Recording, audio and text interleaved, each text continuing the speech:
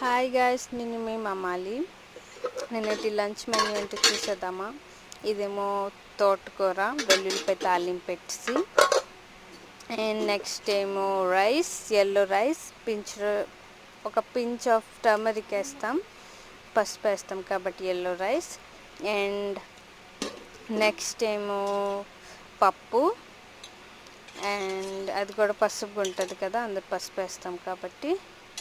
And next ఏమో మసాలా కూర, కందులు, మునగ, చొత్తు అంటే మష్రూమ్ అనమాట, అన్నీ వేసి మంచిగా మసాలా కూర.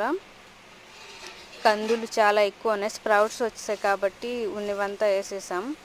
అండ్ నెక్స్ట్ ఏమో పెరుగు, దోసకాయ, రైతా, పచ్చడి. Yeah, that's it. బాయ్.